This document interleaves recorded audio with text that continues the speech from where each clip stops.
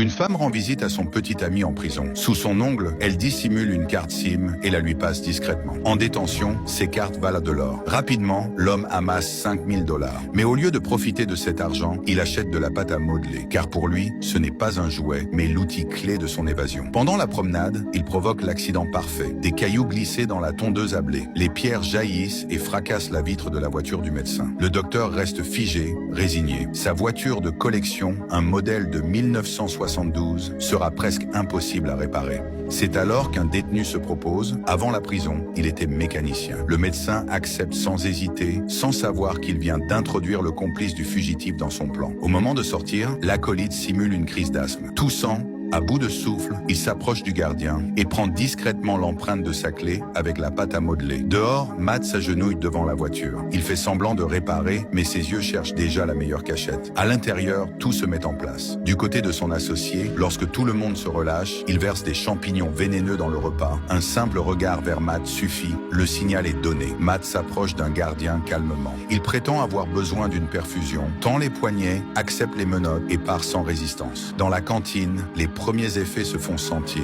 Les détenus hallucinent, se débattent, crient. Même les employés sont touchés. « Tenez-moi tranquille, je suis gros !» hurle l'un d'eux. Profitant du chaos, le prisonnier s'empare d'un petit couteau. Il coupe exprès sa main et crie à l'aide. Le gardien, trompé, l'envoie d'urgence à l'infirmerie. Les champignons font leur œuvre. La cantine devient un champ de folie. Tout le personnel accourt vers la cantine pour contenir le chaos. Par la fenêtre, Matt observe la scène. Même le médecin est entraîné par l'agitation. Profitant de l'absence de surveillance, il sort calmement ses outils et libère ses poignets des menottes.